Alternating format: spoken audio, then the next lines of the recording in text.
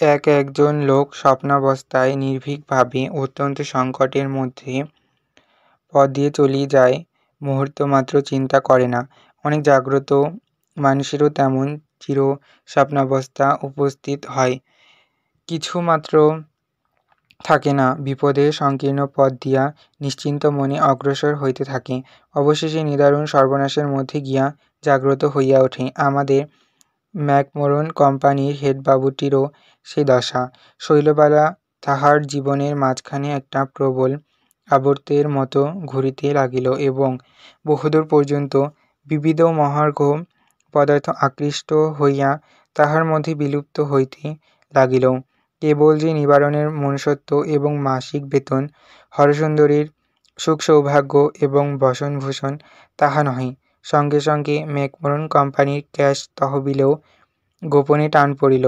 তাহার মধ্যে হইতেও দুটা একটা করিয়া তোড়া অদৃশ্য হইতে লাগিল। নিবারণ স্থির করিত, আগামী মাসের বেতনটি হাতে আসিবা মাত্র সেই আবর্ত হইতে টান পড়ে এবং সেই আনিটি পর্যন্ত চকিতের মতো চিকমিক করিয়া বিদ্যুৎ বেগে অন্তর্হিত হয়। শেষে একদিন ধরা পড়িল। পুরুষানুক্রমে চাকরি। সাহেব বড় ভালোবাসে, তহবিলের পূরণ করিয়া দিবার জন্য 2 দিন মাত্র সময় দিল। কেমন করিয়া সে ক্রমে 2,500 টাকার তহবিল ভাঙিয়াছে তাহা নিবারণ নিজেই বুঝিতে পারিল না। একেবারে পাগলের মতো হইয়া হরসুন্দরীর কাছে গেল, বলিল, সর্বনাশ হইয়াছে। হরসুন্দরী সমস্তটা শুনিয়া একেবারে পাংশুবর্ণ হইয়া গেল। নিবারণ কহিল, শীঘ্র গহনাগুলো বাহির করো। হরসুন্দরী কহিল, সে তো আমি সমস্ত ছোটবউকে দিয়াছি। নিবারণ নিতান্ত শিশুর মতো অধীর হইয়া বলিতে লাগিল, কেন দিলে ছোটবউকে? কেন দিলে? কে তোমায় দিতে বলেছিল? হরসুন্দরী তাহার প্রকৃত উত্তর না দিয়া কহিল, তাহাতে ক্ষতি কি হইয়াছে? সে তো আর জলে পড়ে নাই। ভীরু নিবারণ কাতর স্বরে কহিল, তবে যদি তুমি কোনো ছুতা করিয়া তাহার কাছ হইতে বাহির করিতে পারো, কিন্তু আমার মাথা খাও, বলিও না যে আমি চাহিতেছি কিংবা কি জন্য চাহিতেছি।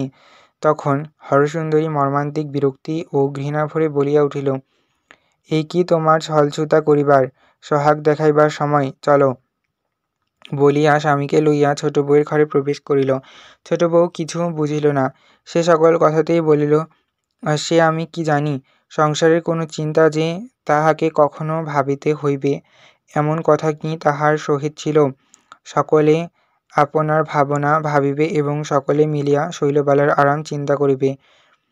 আকস্মিক ইহার ব্যতিক্রম হইল। এ কি ভয়ানক অন্যায়!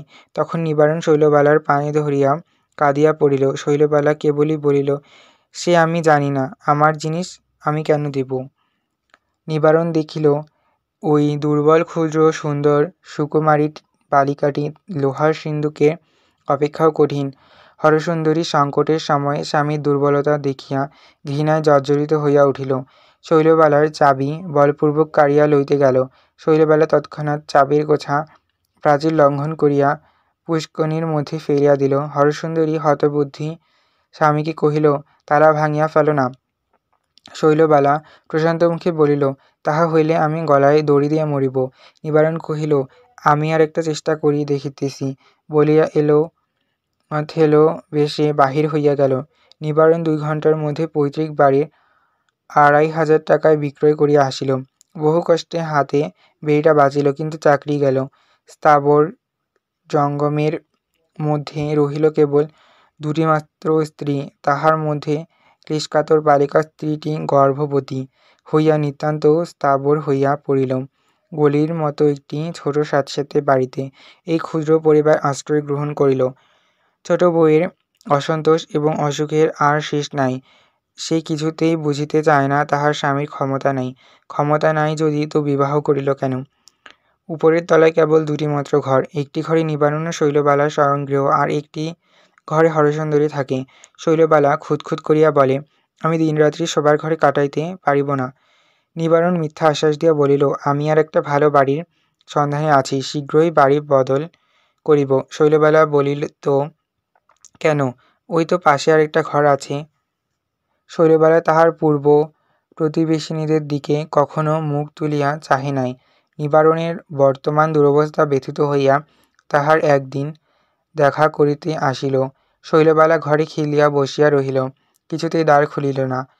তাহারা চলিয়া গেলে রাগিয়া কাঁদিয়া উপবাসী থাকিয়া হিস্টিরিয়া করিয়া পাড়া মাথায় করিল। এমনতর উৎপাত প্রায় ঘটিতে লাগিল। অবশেষে শৈলবালার শারীরিক সংকটের অবস্থা গুরুতর, পীড়া শুরু হইল, এমনকি গর্ভপাত হইবার উপক্রম হইল। নিবারণ হরসুন্দরীর 2 হাত ধরিয়া বলিল, তুমি শৈলবালাকে বাঁচাও। হরসুন্দরী দিন রাত্রি নাই শৈলবালার সেবা করিতে লাগিল। তিলমাত্র ত্রুটি হইলে শৈল তাহাকে দুর্বাক্য বলিত। সে একটি উত্তরমাত্র করিত না। শৈল কিছুতেই সাগু খাইতে চাহিত না, বাটিশুদ্ধ ছুঁড়িয়া ফেলিত। জ্বরের সময় কাঁচা আমের অম্বল দিয়া ভাত খাইতে চাহিত, না পাইলে রাগিয়া কাঁদিয়া অনর্থপাত করিত। হরসুন্দরী তাহাকে লক্ষ্মী আমার, বোন আমার, দিদি আমার বলিয়া শিশুর মতো ভোলাইতে চেষ্টা করিত, কিন্তু শৈলবালা বাঁচিল না।